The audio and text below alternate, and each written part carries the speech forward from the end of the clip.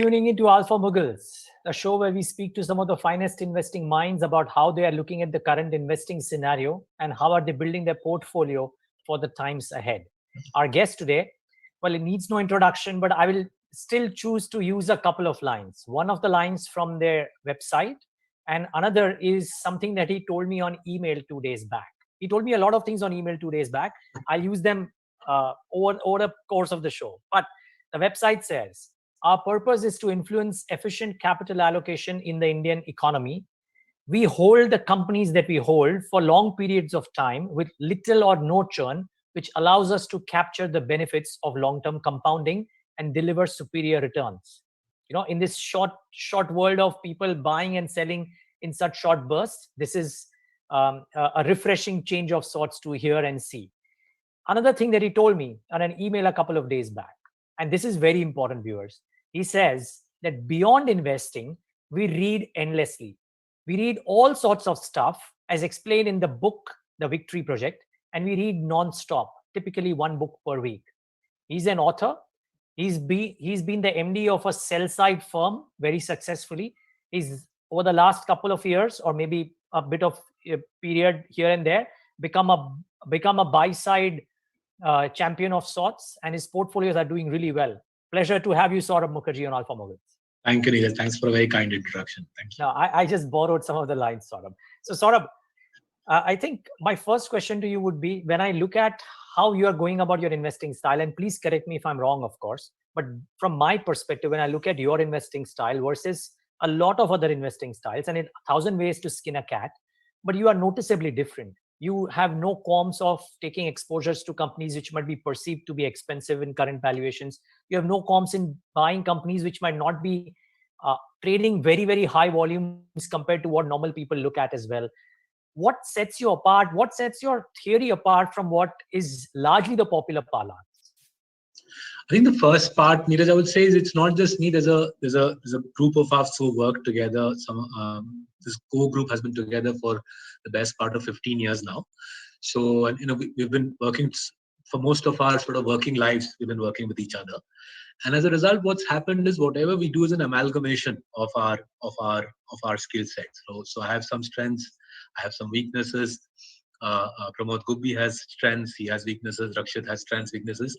Right. So if you put the group together, and not surprisingly, I've talked in the Victory Project about this part, that collaboration is the essence of success in highly creative, competitive industries. Collaboration is the essence of success, and therefore, by working together over 15 years, we've been able to build a unit where each of our strengths comes together and creates a sum which is greater than a whole which is greater than the sum of the parts, right? So 2 + 2 = 5, not because of anything great I am doing, but because all of us have come together, pooled our strengths together, and it makes for a unique style of investing.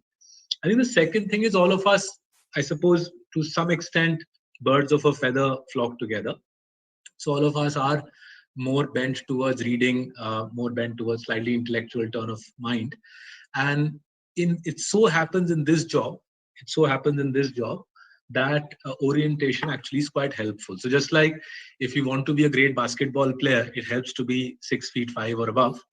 Similarly, if you want to be a successful fund manager, it helps to be a person who likes reading endlessly. Because what the stock market across the world does is the stock market overemphasizes short-term factors and underemphasizes longer-term factors, right? And if you're therefore willing to, you're someone who naturally cuts out noise. You're someone who's naturally introverted, someone who naturally just likes reading and thinking. You're able to play to your strengths and the stock market's weakness. The stock market's weakness is it does not emphasize the longer term enough. If you are able to do that because of your personality bent, you end up with slightly better outcomes than others. So I would say those are the main things which set us apart. The fact that we've been together for so long and we've built a cohesive unit which amalgamates many different types of personalities. And the second is most of us are oriented towards heavy duty reading. I might like reading books on psychology and English literature. Some of my colleagues like reading 15 years of annual reports on companies. To each his own, but that collection of heavy duty readers coming together into one group. And we just finished our weekly research call. The weekly research call is basically over the last 7 days. Who's read how much and what have you read and what have we learned? And you pool it together every week. And then we agree that over the next 7 days, Rakshit will read this, Saurabh will read that, Sudhanshu will read this, and off we go again. That style of investing, I think, works very well in a stock market context. Wow, interesting. And by the way, Saurabh, just to let you know, I mean, the format of this Alpha Moguls is slightly different in that I'll ask questions for the first few 20-25 minutes, and then I'll have guests who are logged in right now a chance to ask their questions to you. We'll, of course, avoid questions which are necessarily leading to a recommendatory stance. But whatever they have, I'll try and pose some of the relevant questions to you as well. I'm happy to answer all of them. Just that I'm not a mogul in any sense of the word. I'm a middle class Joe sitting in an office in Bombay doing the best I can. Yeah, but which is turning out very well. But Saurabh, just taking a leaf out of your previous answer, are you you are surely underplaying the role of how or is the reading leading you to be able to identify businesses in a different fashion, because you are kind of underplaying the role that each of your strengths collectively brings to figuring out which are the companies that will do really well over a period of time due to a variety of factors. So let's just use that prism of reading to sort of think through why reading is so powerful, right? So let's start with this observation. Charlie Munger made this observation famously. Charlie Munger says he has never met a smart person in his life who does not read non-stop, right? Now, why does he say that? There must be a reason the great man says that reading has merit. So reading does, I think, three very powerful things from the context of an investor. Firstly, it develops your neural networks, and the development of the neural network allows you to think deeper. So, for example, if I take my colleague Tej Shah, the depth at which Tej is able to think through forensic accounting of Indian lenders arises from not just the fact that he's a chartered accountant, but also from the fact that he's a chartered accountant who reads decade or more of annual reports of lenders before Marcellus takes positions in those lenders, right? So it's a combination of someone doing the reading, doing it over long periods of time, over several years, the neural networks, the brain strengthening, allowing my colleague Tej Shah to go deeper, right? Think deeper about accounting of the lenders in whom we might take stakes, right? So that's the first benefit of reading. It forces you, it develops your mental muscle, so to speak. Just as a gymnast who sort of goes to the gym and works out for decades on end and ends up with a exaggerated upper body. Similarly, a reader who reads non-stop, the brain expands. Thankfully, you and I can't see the expansion of the neural networks, right? The second benefit of reading is it necessarily, if you're going to be allocating a heavy duty part of your time to reading, necessarily you'll have less time for the noise, right? You'll have less time to sort of ponder over the P multiple and say, P zyada hai ya kam hai. You'll have less time to figure out what is the latest COVID death count in India and how do we compare to Brazil and China and so on. You'll have less time to figure out what is the latest from the RBI or from the Federal Reserve. So by focusing on reading, you're de-emphasizing noise. And by de-emphasizing noise, you're reducing portfolio churn. Because the more noise, if you're all human beings, right? If I sit in front of a trading terminal all day long, and I keep looking at prices and PE multiples and latest news flash from central banks and latest earnings announcements, obviously my mind will get more inclined to trade and go with the market opinion. By reading, you're cutting yourself off, and not only is your brain getting stronger, your neural networks getting deeper, you're also focusing less on the news flow, which is driving the herd, right? That's the second benefit. And I think the third benefit of reading is if you're able to see a company's numbers or its annual report over 10, 15 years, if you're able to see long cuts of data, the world reveals itself to you in ways that others can't see. And I'll give you a simple example of this in the context of cricket. So when I was a 17, 18, 19, 20-year-old, I used to work in a betting shop over the weekends to earn some money for my college education. And I used to notice that there was a small group of bettors who would come first thing in the morning, 9 o'clock. They would come into the shop, place their bets for the day, and then they would go home. And I wouldn't see them. Next morning, they would come to collect their winnings. And I used to notice that there were a couple of these guys who used to win every day. at very high hit rate. They would bet once and very high hit rate, right? Rest of the fellows would be standing there all day in the betting shop, but paisa nahi banta tha. So I asked one of these British guys, I remember I was 17 or 18, I asked him, how do you do it? How come you know which bet to put on in the morning and you win with a high degree of certainty? So he taught me something I'll never forget. He says that, look, I follow a same routine every day. I wake up at 5 or 6 in the morning, sit down with a big cup of coffee, and I read the sports pages of newspapers. I've been doing this for 20 years. So as a result, I'm able to see simple patterns that others can't see. So one pattern he taught me was, he said, whenever India plays England at Lords in a test match, if Dilip Vengsarkar plays, you should always bet on him getting a century. So, and the logic was simple. He says, whenever India, I've seen over the last 10 years, this conversation took place around 92, 93. He says, I've seen Vengsarkar come to England over the last 10, 11 years. Whenever India plays England at Lords and Vengsarkar plays, he gets 100. And it's true, actually. I checked on Cricinfo. It is true, right? And that taught me that just the simple fact that this guy's been reading the sports pages for 20 years allows him to make money. Similarly, if we read, or your viewers read, the same company's annual reports for 10, 15 years, they will spot stories and patterns that even the most seasoned fund manager can't see, right? And that is the benefit of long cuts, of long sweeps of reading. Oh, yeah. And I think one of the other thing, viewers, that I was telling you that Saurabh wrote in a mail, when I asked him that, we'll talk about what you do differently, he mentioned that we research companies 6 to 24 months before we buy their shares. It gives them time to read about 10, 15 years of annual reports and meet 20 to 40 people who know the company and the promoter really well. That's the other intrinsic part, right? Sort of scuttlebutt. And I'm guessing you kind of dwell on that a lot while either choosing or monitoring the performance.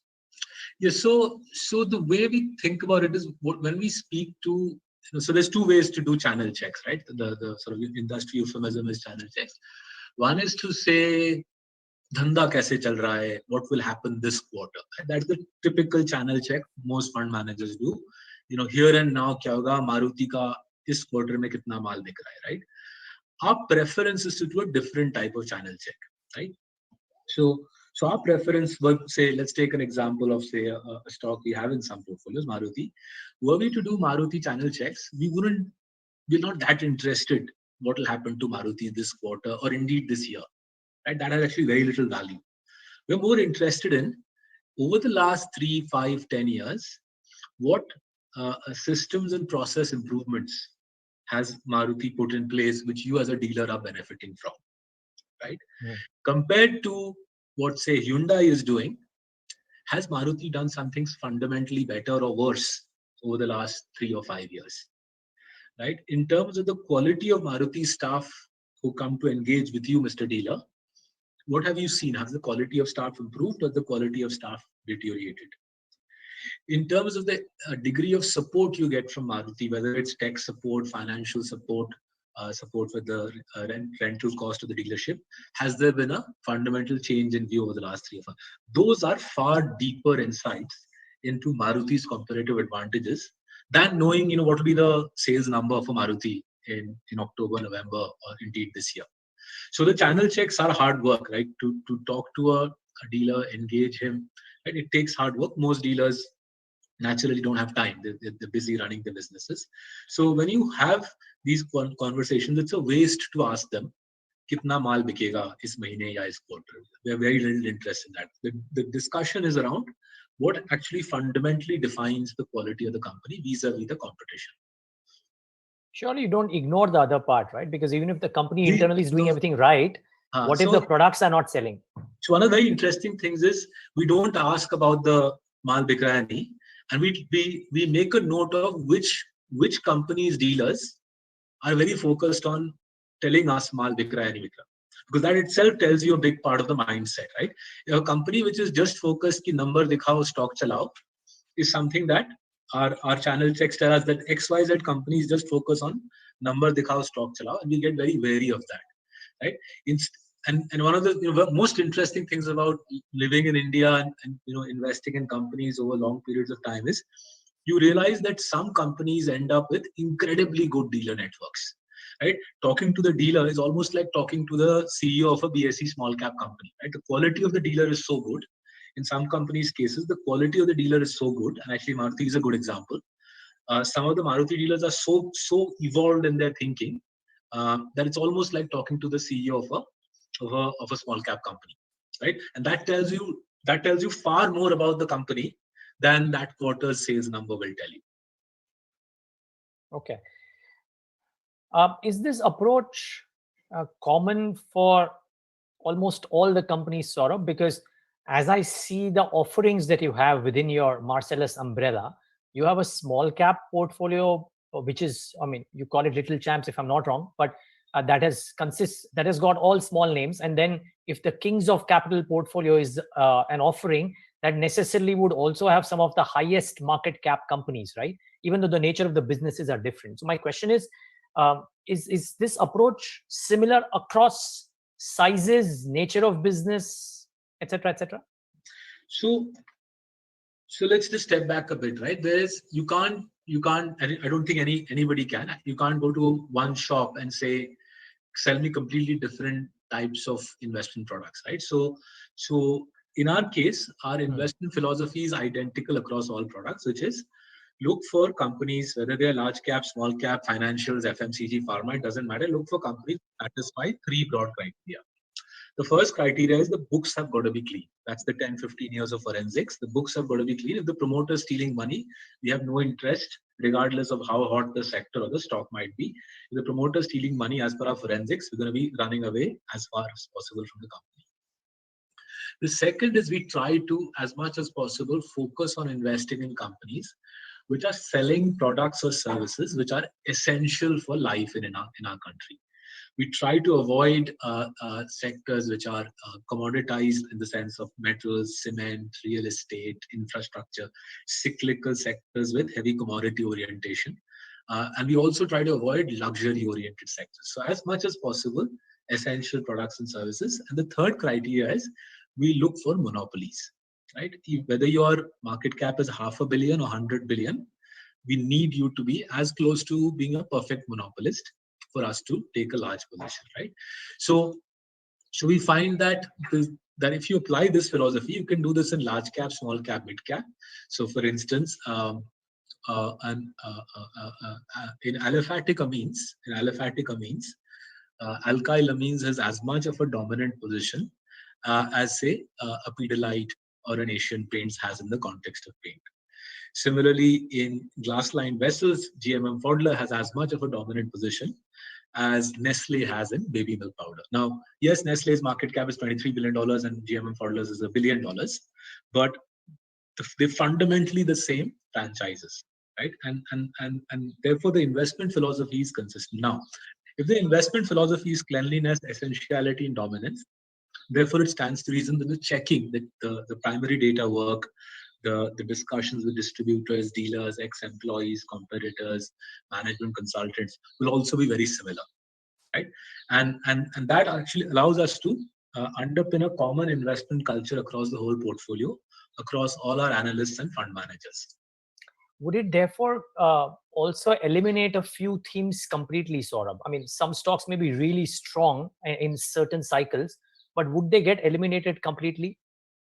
So most things get eliminated, in our country. So no, not from a book's perspective. I'm talking about from So let's just take the simple filter. Like as I said, we're looking for essentiality, products which are essential in day-to-day life, and we're also looking for dominant franchises, right? So the natural manifestation of essentiality will be steady revenue growth if the product is precisely right.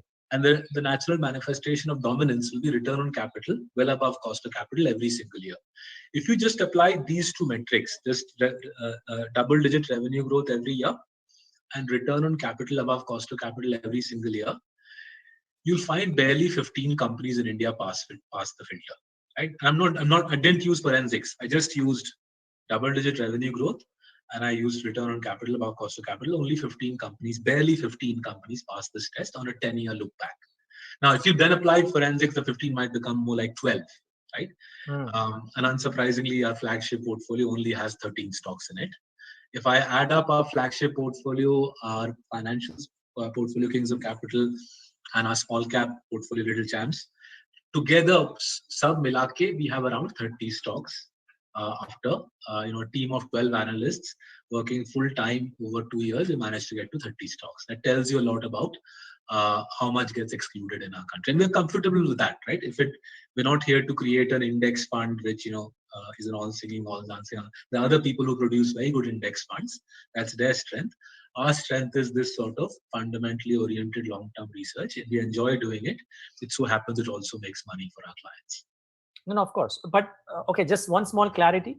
So just thinking out loud, right? That if there is an exception, a real sharp downtick in a cyclical space, let's say steel, for example, and by virtue of the kind of reading that you're doing and other knowledge that you guys have, you might be able to identify, say, an uptick in a cycle coming up, but the company would not meet the criteria of that you just laid out. Right. We're not interested.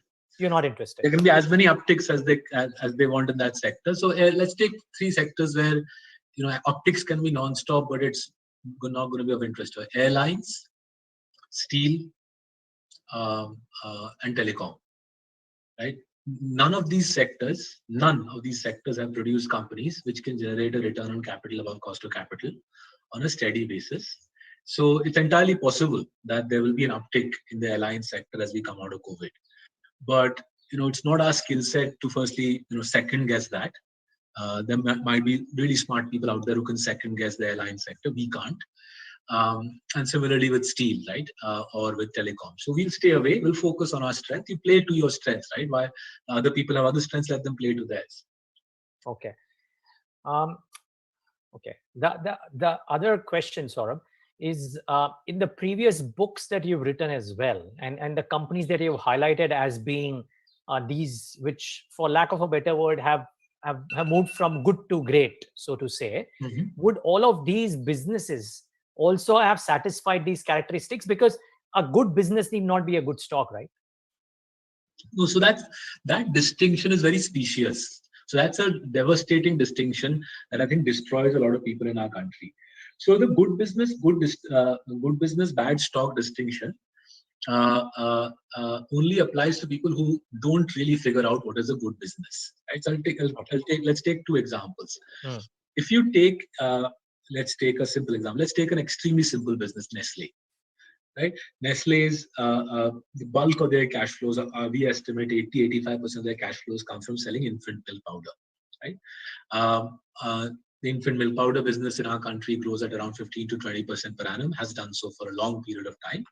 And looking at other countries who are, say, twice as rich as us or thrice as rich as us on per capita income, there's also very tangible evidence that all the way up to $10,000 per capita income, 5x of where we are, this market, the baby milk powder market, continues to grow twice or thrice as fast as GDP.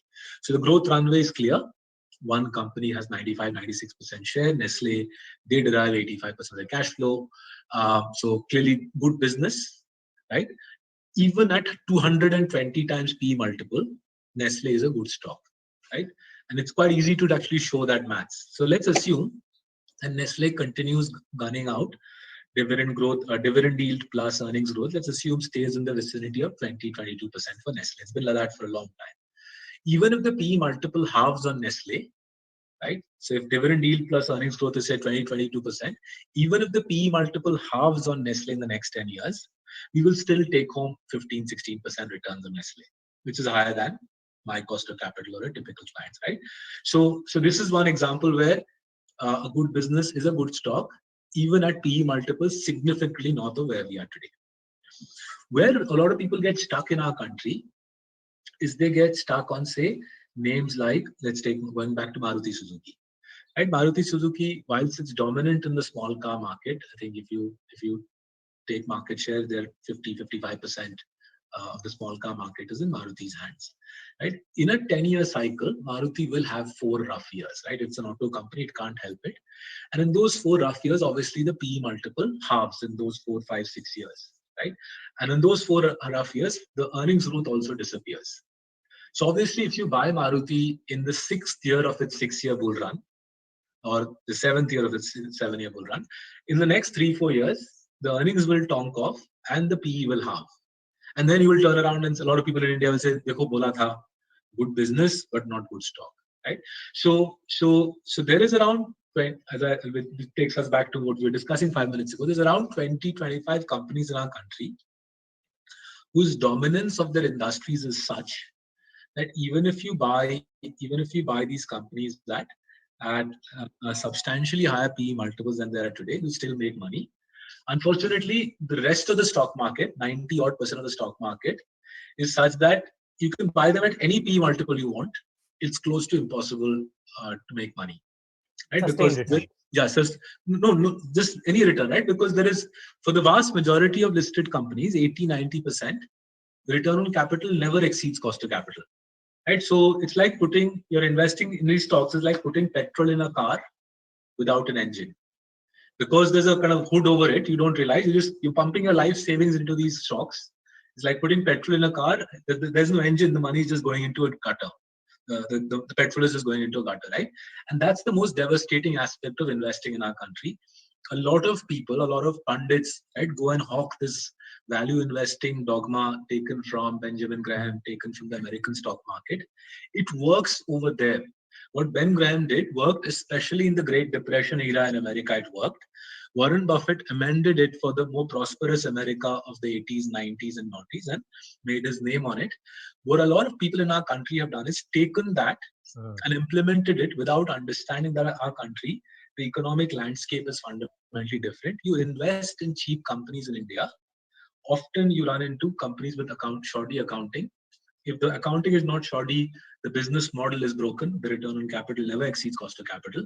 But by the time the retail investor or even the professional investor figures that out, the money is already gone into the gutter, right?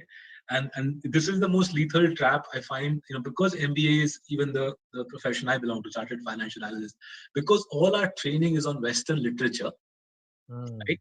You end up learning the wrong paradigms at a very important stage of your life, 18, 19, 20, 21, 22.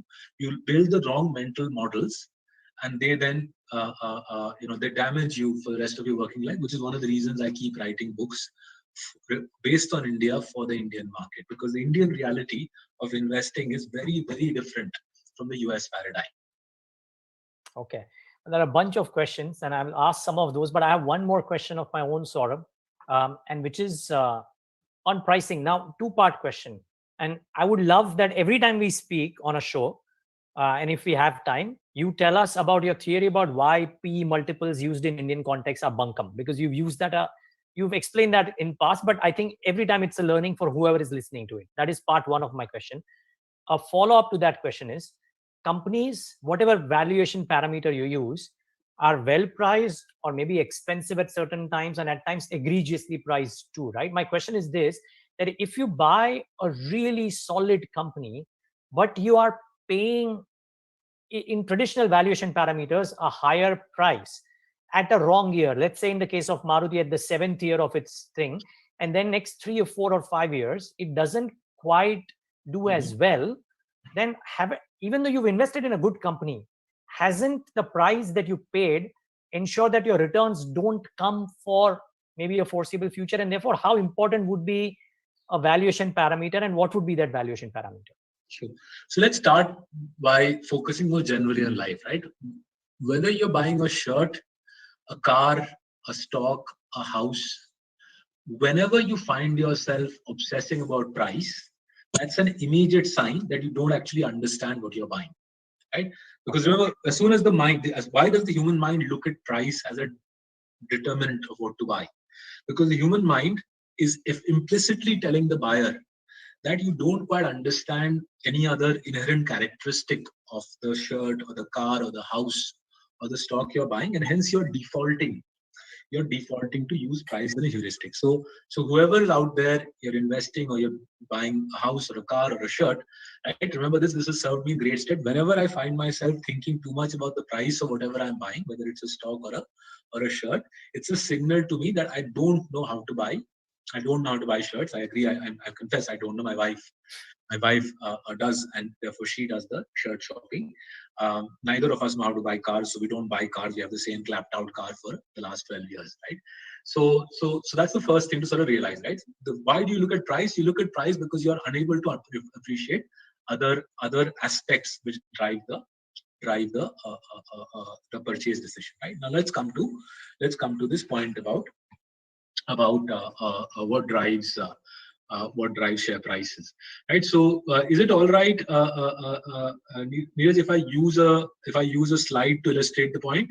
Yeah, sure, please do. For that, your colleagues will have to enable a share screen from my end. If they could do that, that'll be very helpful. And I'll in the meantime pull up a slide. So I'll just use a very simple mental model to explain why focusing on price leads people down the garden path. So for the price of any stock, right? The price of any stock can be re-expressed as the PE multiple of the company multiplied by earnings, right? It's just a basic mathematical maneuver. So yeah, if the folks at BloombergQuint, if you could allow me to share this. I've also messaged the team, so one of them will just. So in the meantime, I'll just do I'll just do a voiceover. So share price is equal to PE times E, right? And E and E cancels out, and P is equal to P, right? Now, class 10 or class 11 differentiation, which depending on which school you went to, right, is change in share price, therefore, is change in PE multiple plus change in earnings, right? So the money you make on a stock can be driven by two factors. The PE multiple goes up and or the earnings go up. If both go up, then obviously you're on the way to a nice party, right? Now, you can in this context, quickly, you can see how quickly the Indian market sorts itself out in your head. As I said, 90% of companies in our country have no comparative advantage. Their return on capital never exceeds their cost of capital. As a result, these companies simply can't grow earnings, right? And there are hundreds of examples we could take. Let's take the most simple example possible. Take any of our airlines, right? Not the ones which have gone bankrupt, obviously. Take any of the ones which are still flying in the sky. Right. And they carry on flying because all of us will need them when lockdown ends. So let's take probably the best run carrier in our country. Let's take Indigo.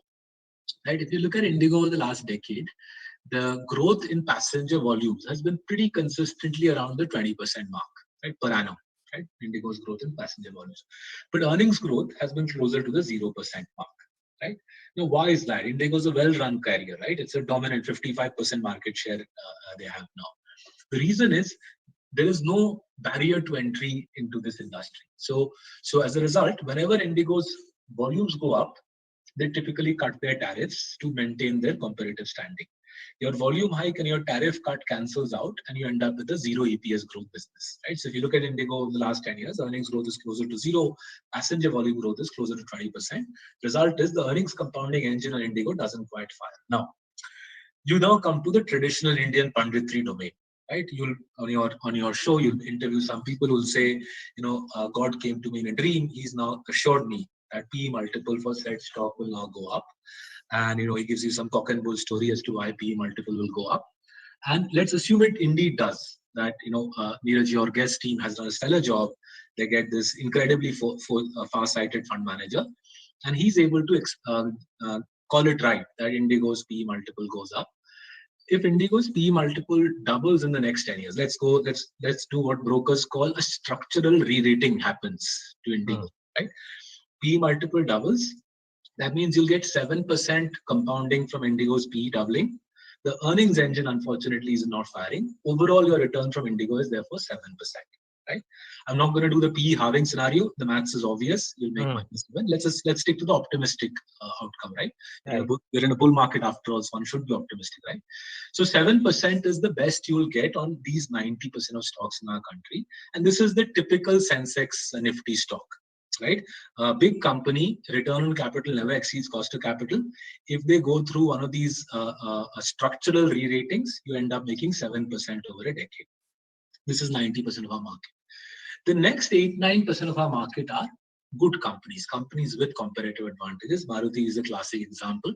They've got an extensive sales and service network. Each factory, I think they have 500 suppliers who supply these extremely precise parts in 1-minute intervals. They clearly have comparative advantages.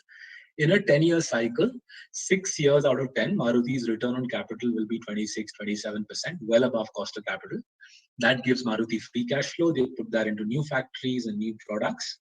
And over a 10-year cycle, Maruti's earnings typically grow at around 12%, which I think is extremely creditable, given that they have the majority of the small car market, and yet they consistently grow faster than GDP. 12% earnings growth is a big credit to Maruti. Now, then we bring this far-sighted fund manager into the picture, right? Somebody with great ability to time Maruti stock. So let's assume this guy buys Maruti at 13 P, sells at 26 P, basically holds Maruti through a long period of time over which the P doubles. That should add another 7% to your return. 12 plus 7, 19, and we are all celebrating Warren Buffett style investing. Good company bought at a good price, right? This is the Indian fantasy. A good company bought at a good price, right? 12 plus 7, 19. Now the problem with this sort of stock is we're all human beings, right?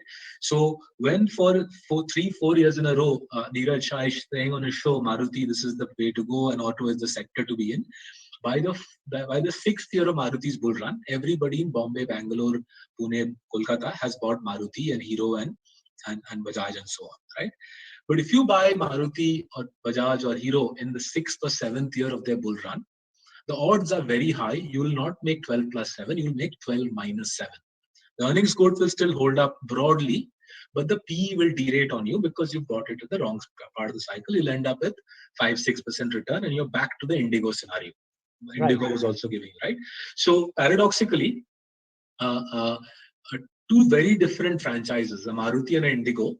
A lot of people end up not being able to distinguish between them, although they are fundamentally different franchises. Maruti does have barriers to entry, and Indigo struggles with the barriers to entry point, but optically they look very similar because Maruti or Bajaj bought at the wrong part of the cycle and generate single-digit returns or even negative returns and make it look as if there's something wrong with the company when there actually isn't.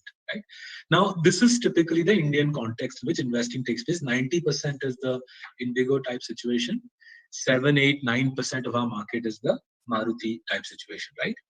What we have tried to do through reading, through using fundamental analysis, is to identify around that 1% of the Indian market which defies both of these norms. So we're looking for companies. We're looking for companies with return on capital in the vicinity of 45%. Right?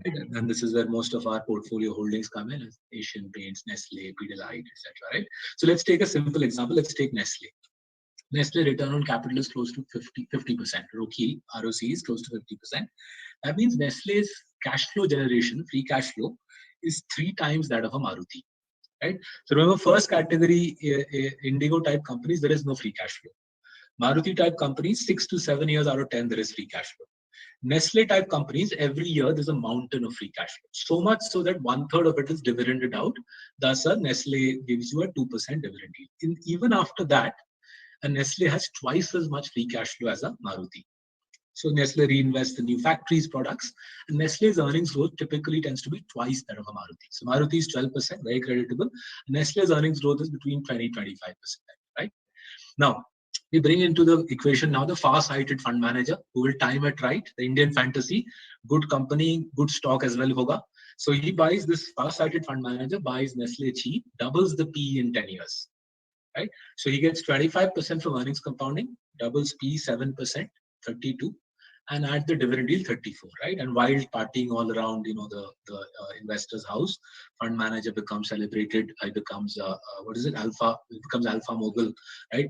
Or Alpha Superstar, right? Separate program Neeraj launches for this guy because this guy is generating 35% now. Now let's assume that this person doesn't actually exist, the far-sighted fund manager. Instead, you have the people from Marcellus who honestly don't look at PE multiples that much. So as a result, let's go through the scenario that a lot of people fear. Let's assume Nestle's PE multiple structurally derates. The Indian dread, structural derating. Yeah. Even if Nestle's PE multiple halves in the next 10 years, say assume for some reason, but babies stop drinking milk, they drink orange juice, or carrot juice they drink. So PE multiple halves for some reason, you'll end up with 25 minus 7, 18, at the dividend 20%. So even with a PE multiple halving, a Nestle, Asian Paints, Pidilite type situation, you'll get more money, you'll make more money than doing a Warren Buffett type investment in Maruti, right? But the human mind struggles to understand the basic maths of this, right? And as a result, both in our books and in our slides, and this is freely available on the Marcellus website. You just laid out exactly what I spoke to you about. We've laid it out in a simple slide, right? So you break up, it's really, really important to do this. Break down price movement into PE and E.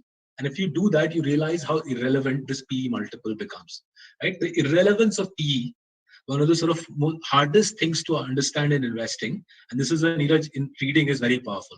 One of the hardest things to understand in investing is the irrelevance of PE, right? It's the hardest things to learn, partly because market noise tends to be so overwhelming and it makes you convinced, partly because this is the easiest thing to look at. No, to understand this, to understand what will drive earnings growth is far harder. बहुत मेहनत करना पड़ता है.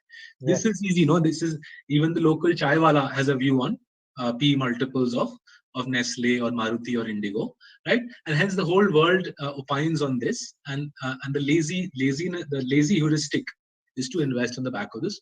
There is no money to be made by investing on the back of this, right? And the further challenges our education system, finance education system, overemphasizes this to everybody's detriment, I think. Wow, that was a classroom of sorts. And Saurabh, thank you so much for that. This was really helpful to me personally as well. Now, because there are so many questions, I'll try and take some of the questions. Saurabh, I presume you have another 15-20 minutes at least? So yeah, we do. Yeah. Okay, great. So let's try and take some of the questions. There are about 29. I can't take all, but I'll try and do a bit of a fast forward. Okay. Yeah. So Ashit Panjwani is asking a question. He's, of course, congratulating you on a new book. He's asking about why haven't you taken position in platform plays like IndiaMart, IEX, etc. Without getting into names, but have you not taken exposure to platforms, and why or why not? So comparative advantages, right? You gotta do the ground level work to understand comparative advantages hai ya nahi. And we did it. We did the work. We couldn't see the comparative advantages.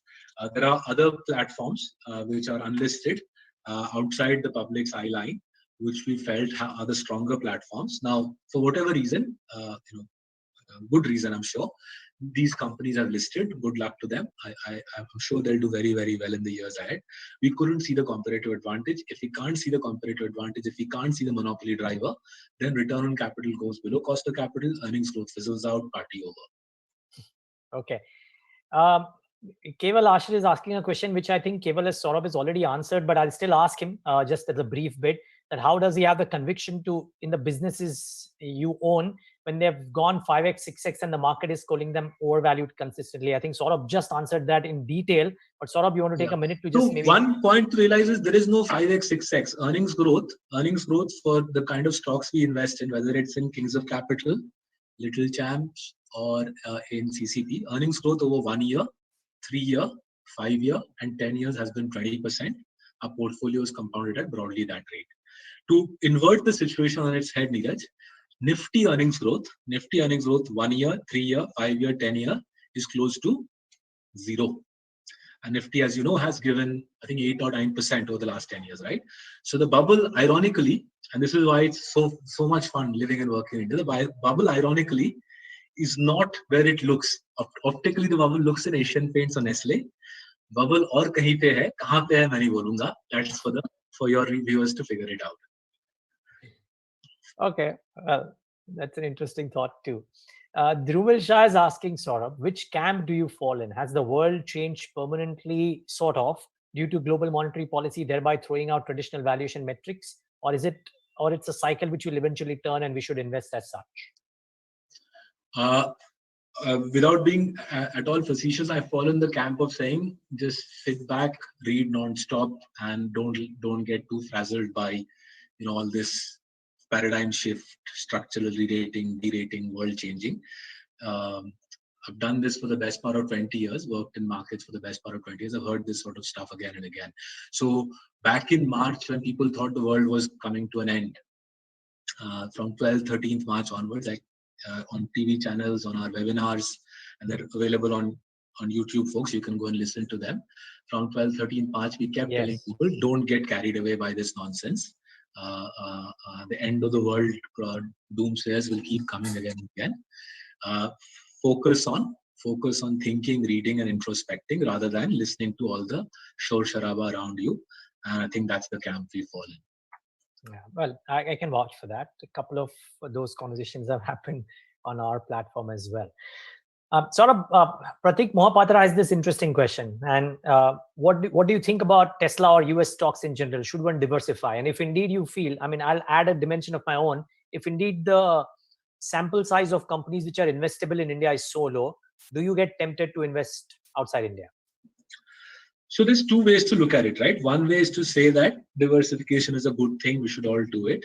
And I have a degree of sympathy with that view, especially if, like me, you're at a stage in life where you might have children going abroad to study and so on. So it might make sense to have, say, perhaps depending on your corpus and your stage of life, might make sense to have 10-15% of your portfolio in overseas stocks, right? So that's the sort of the financial planner in me, right? I'm no great financial planner, but if I was one, maybe on that basis, I'd have 10-15%. Right? But I certainly wouldn't do it myself. I don't think anybody in India should be going and punting on these stocks themselves. You're out of your mind if you think you can sit in India and punt on global stocks and make money. Find a really high quality global fund. In our office, we found a couple of funds outside India which are very similar to what we do in India, which is clean companies, monopoly franchises, essential products, and we are giving our money. Some of my colleagues are giving our money to these fund managers. I don't think anybody in Marcellus believes they can, read Elon Musk's tweets and invest in Tesla, right? I don't think we got that degree of faith in our punting abilities. But another way to think about it is how much money you make from a company actually is just driven by two factors. What is the spread between ROC and cost of capital? Because that is free cash flow. And secondly, how much of that free cash flow goes back into the franchise? How much of it gets reinvested, right? So reinvestment ratios over there. So in our country, we are the only large country in the world. America comes nowhere close to us in this regard, right? Germany, France, to bhuli jao, right? We are the only large country in the world where ROCE minus WACC is around 30% for around 20-25 companies. And secondly, most of these 20-25 companies are reinvesting 60-70% of the free cash flow, right? Now, I haven't seen this combination anywhere else in the world. If any of your viewers had, I would love to hear from them. Google doesn't do this, Microsoft doesn't do this, Amazon doesn't do this, Apple doesn't do this. A, they don't have ROCE minus WACC running at 30%. B, they had it at a part of their existence. So Google had it 10-15 saal pehle, but they couldn't figure out how to reinvest 60-70% of the free cash flow, right? Which is why Alphabet wala structure ban gaya upar niche wala, because they couldn't figure out what to do with itna sara free cash flow, right? Now this combination is your engine of wealth. ROCE minus WACC gives you the cash flow. The reinvestment of that free cash flow, 60-70% of it going back into the franchise, funds future growth, right? We are the only country in the world with this combination, and very, very honestly, one of the reasons we choose to live, work, and spend our time investing in India is because of this unique combination. This is very, very powerful, and it convinces me that the vast majority of my wealth, my colleagues' wealth, should be invested in India. A small part can go into equivalent franchises to Nestle, Asian Paints, Pidilite, HDFC Bank, Bajaj Finance, our portfolio stocks. There are similar franchises elsewhere in the world, and there are very smart fund managers based out of India who have identified them. Small part can go there, but 85% of our wealth should be invested in these powerhouse franchises in India. It's very rare to get this combination. Okay. Well, that should give the answer that the gentleman was seeking. Abhinav Rakesh is asking, and I think maybe relevant also because you have a Kings of Capital portfolio, your views on the extension of moratorium, if you have, will it delay the recovery in the banking sector, or all of this is also noise, Saurabh? Yeah, so I think, Shaktidas ji has made his views relatively clear. I think he's been very clear in saying that they will, moratoriums over the period of restructuring. The period of restructuring that some sectors will get, the Kamath committee report. And, we're going to be fair to both the SMEs who are struggling to deal with COVID, and all of us, I'm sure we know which SMEs are struggling to deal with COVID. We also have to be fair to lenders whose balance sheets are weak. They're struggling. They've done what they can to hold it together, but they're in bad shape, and nobody wants to trigger a financial panic. So the RBI, I think, has played a very responsible role here. First, MOAT to look after the borrower, and then a degree of restructuring to look after the lender. My reckoning is by April, May, June next year, it will become relatively clear that the vast majority of banks and NBFCs don't have the balance sheet strength to carry on without significant infusions of fresh capital. And that in turn will trigger the consolidation of the financial services sector. Remember, the only large sector of our economy which hasn't yet been monopolized is financial services. And the reason we launched Kings of Capital, was we believe that COVID will trigger the monopolization of the financial services sector. So our reckoning is as we gradually come out of COVID and the RBI lets the banking system normalize next year, you will see epic consolidation in the NBFC and the banking sector.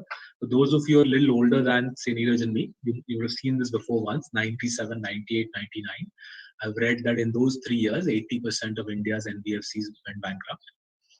My reckoning is we'll see something similar with the NBFC sector, similar consolidation in the next 3-4 years. And just as HDFC emerged from that 97, 98, 99 period, HDFC emerged as the king of the housing finance sector. We will see new kings emerge this time, and hence kings of capital. Viewers, also remember, if you want, I mean, there is a nearly 30-minute show that we did with Saurabh's colleague Pramod Gubbi on this very topic of financials. So if you want to actually maybe get a sense of how Marcellus thinks about financials in greater detail, maybe try and go on and see that show. It's called Talking Point. And if you put in Talking Point Pramod Gubbi, you will get that thing as well. So the last few questions, actually there are a bunch of them, but we have paucity of time as well. Abhishek Kumar is asking, he's saying that you have an enormous fan following and because of your lucid explanations of stocks and consistent compounders.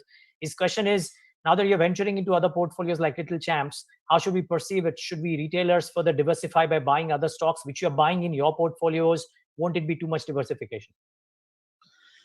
So one way to think about it is that, everybody out there should do their own thinking, their own investing, right? And that's the purest way to look at it, that it's your money, you worked hard for it. Why should you take, Saurabh Mukherjea's word or anybody else's word for it? You got to do your own work and your own thinking, right? Another way to say it is, we've got full-time jobs. Unlike the people at Marcellus, we've got demanding day jobs, right? And we can't be spending we can't be spending time reading 15 years of annual reports of Bajaj Finance or some such, right? And I think that's also an equally valid point of view, which is why. Yeah. Honestly, which is why people like me exist and I'm able to earn a living, because you guys are time crunched. The in-between situation, I think, is the place to be, right? Whatever we say, whatever I say, my colleagues say, don't take us as face value, right? Our books are available on in the bookshops and on the internet. So, Unusual Billionaires, Coffee Can Investing, and Victory Project, the books are available. Secondly, most importantly, everything we say is validated with data put on our website, right? There's newsletters there, there's blogs there. There are webinars where we have given you detailed explanations, right? My suggestion would be, rather than listening to whatever we are saying on this or that broadcast, listen and read to what we are saying on the website and make up your mind, right? It's your hard-earned money. As soon as you read something, whether you read our books, you read somebody else's books, you read our newsletters, it forces your mind to instinctively think, and you will be able to question whatever I say far better. So rather than saying Saurabh said on this program, or Rakshit said, or Pramod said, or Ashwin said, and hence I went and bought this stock, go and read the newsletters and watch our webinars. It will allow you to question and think for yourself, are these guys saying something that makes sense for me? And only then make up your mind, rather than just taking a Twitter पे tip आ गया, ये Marcellus का Little Champs portfolio मैंने खरीद लिया. But in point, and viewers, if you're indeed wanting to read the books, please not try and download that free of cost PDF that comes into your email. I think authors spend a lot of time writing a book. The least we can do is buy it officially and not through piracy. This is my view. Saurabh's view may differ, I don't know, but yeah. Thank you. Thanks. Really appreciate it. No, that's for across authors. Last couple of questions. Saurabh, I don't want to get into a stock-specific conversation, but there's so many people who are asking about ITC, saying that I don't even know what your position is, whether you had a position or you don't have, but a lot of people are asking about it. If you are at a liberty to talk about it, whether you have it, why do you have it? If you don't have it, why you don't have it? If you want to avoid it, we can avoid it. So look, I mean, on our webinars, we are candid about these things, and I'll be candid here. We think ITC is an incredibly powerful franchise, right? Not just because of cigarettes, which, as everybody knows, is a powerhouse monopoly, probably one of the greatest monopolies ever built in Indian history. Incredibly cash generative monopoly, but also I think the way ITC has scaled up FMCG in the last 6-7 years reflects really, really well on the company and their execution competence. Furthermore, through COVID, through the lockdown, they've been spectacular in how they've gone about doing it. The main reason we exited it was we couldn't convince ourselves as to how this company will generate 20% EPS growth on a steady basis, right? To be a part of our portfolios, any of our portfolios, Kings of Capital, Little Champs, or consistent compounders, to be a part of our portfolios, we want to see with a high degree of certainty 20% earnings compounding. In ITC's case, we could see with a high degree of certainty dividend yield plus earnings growth taking us to 15, 16, maybe even 17%. Dividend yield plus earnings growth taking us to say mid-teens. We couldn't quite get to the 20% number, and hence after a year of reflection, extensive dialogue with management, we decided that we needed to exit. But that doesn't take anything away from one of the greatest franchises existing in India today, double barrel franchise built around a cigarette monopoly and a thriving FMCG business. And my reckoning is, for those of you out there who invest your own money, mid-teens earnings compounding in our country is a tremendous outcome. Remember, we're talking about all this in a country when Nifty EPS growth across 1, 3, 5, and 10 years is close to zilch. So companies which can give you EPS growth plus a dividend yield mid-teens, that's a tremendous outcome. Yeah. Well, a lot of people are asking about SIPs, Saurabh, and maybe a mutual fund from your offering, your stable, in case you ever want to decide. I'm guessing there will be takers. There are a couple of people who said this, but so all in good time. One of the things we keep telling our investee companies is, right, build a business which lasts for 20, 30, 40 years. We're going to eat some of our own medicine as well. Sure. Last couple of questions. Vijin Dharan is asking about why there is no tech stock in the latest coffee can portfolio. You don't have exposure to technology, Indian technology, Saurabh? So a consistent compounder portfolio doesn't have it. There are some offshore portfolios where we are advisors. We have TCS there, and we have InfoEdge in some of our portfolios. The reason Indian tech companies struggle to pass our filters is that return on the consistency point, right? In our country, whether you are doing some IT services or whether you're doing the sort of Swiggy, Zomato type product, to deliver double-digit EPS growth, so deliver double-digit revenue growth year after year with metronomic regularity is not easy. Right, so double-digit rupee growth from Indian IT services has been very elusive, barring I think TCS. So ROC is not a problem for Indian IT services companies. Yeah. ROC is very high, but the consistency of growth we think has been a challenge for many of them. The IT products community doesn't exist in India, right? We don't have any IT product companies. Even the VC funded companies are not really IT product companies. They're IT services in the B2C sense. TCS or Infosys are IT services in the B2B sense. But even our VC funded companies or even InfoEdge is IT services in the B2C sense. And IT services has attractions, but the attractions are a little less compelling for us than, say, what we get from franchises like whether it's Alkyl Amines or even, say, a franchise like VMart. VMart, I think, is a very attractive franchise that sits in our Little Champs portfolio. So we have it, but in a way, this links back to the American tech point, right? Why don't I take my entire life savings and stick it into US tech? Because the gap between ROCE and WACC is not as big as it is for many Indian companies. And secondly, the reinvestment of free cash flow is not as intense. And hence, if you look at someone like TCS, they barely reinvest any free cash flow. They dividend the whole thing out. Yeah. So that in turn generates a degree of unease about the longer term growth prospects. But that would be the nature of the business, Saurabh. I mean, tech It companies. does. What it does, you got it. It does. So TCS doesn't need to reinvest, but what it does is the future growth prospects are a little bit more incoherent. You Right? would be happier if they go That's right. inorganic move. Yeah. No. What I meant was, I would be happier, and we prefer companies where we can see they're masters of their own destiny. Extreme example: Nestle. As long as babies drink milk, and as long as Nestle produces more milk, it's a relatively easy one, right? Ulta extreme is a leading Indian IT services companies, any of them, because they don't need their growth is not driven by reinvestment. Their growth is driven by global demand environment, and global demand environment is not an easily predictable number, right? So our job is to deliver consistent returns. We're not here to sort of do punting. Because of the consistency aspect, we struggle a little bit with technology generally, and especially Indian technology. Got it. Saurabh, last question. A lot of people, a couple of names have asked, Saurabh, can you name the International Global Fund? No, I think that'll be unfair. Yeah, So I agree. you can drop, if you can go to our website, drop our sales team an email. I'll tell you what are the couple of global funds outside India that we look at. We read their news. The way we found out about them was we found their newsletters and their blogs are very similar to how we think. Clean franchises, dominant franchises, near essential products, and we like that mode of investing. It gives you steady returns over a long period of time.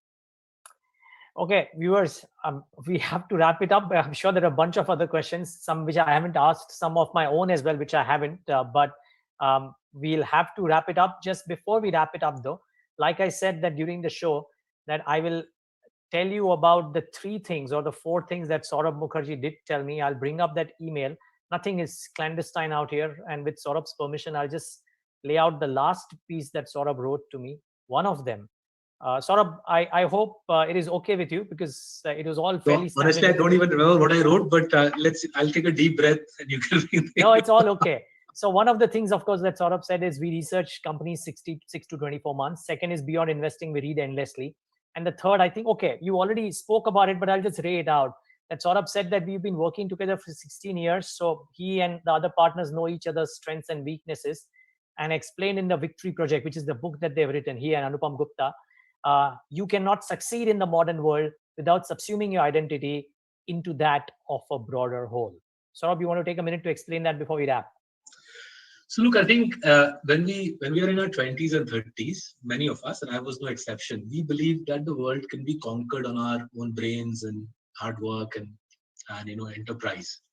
It took me, I guess, longer than most. I wish I had done it earlier. It took me a big part of my 30s to understand that whether you're climbing Mount Everest, you're directing a movie, you're creating music, you're writing a book, you're running a successful broadcast, you can't really do anything on your own, right? So even on this broadcast, right, Neeraj's colleagues, Mandeep Singh ji and Ashwin Nayak ji, are a big part of the success of the broadcast. And the ability to understand that to build something which just does justice to your talents, you actually have to subsume yourself in a broader entity. The broader entity doesn't have to be always a company. It can be the housing society you live in. It can be the country you live in. It can be the state you live in. But if you really want to do justice to your talents, you got to subsume your talent in that of a broader whole. And then the world gets to see your talents in full view. It's a very ironic thing. It's a very, paradoxical thing. It's a very paradoxical thing that for the world to understand how good Neeraj Shah is, Neeraj Shah has to subsume himself in the broader BloombergQuint envelope for the world to realize that Neeraj Shah is a talented broadcaster, right? Similarly, for the world to realize that Saurabh can write, Saurabh teams up with Anupam, works with Penguin's editors, Penguin's sales team for that book to reach you guys. That process is a teamwork thing. We tend to see history as the success or failure of individuals. That narrative is a self-defeating narrative. Right. And it took me, I wish I'd figured this out when I was 25, but thankfully I figured it out when I was 44. And the Victory Project delves into this in the final part of the simplicity paradigm in the book. Well, I'm sure a lot of people would want to read that up now. I'm sure they wanted to even otherwise, but this would probably give more cues. But thank you, Neeraj. Thank you. Saurabh, thank you so much for joining in today. Really appreciate your time. Thanks. Bye for now. Bye. And viewers, thanks for tuning into this leg of Alpha Moguls.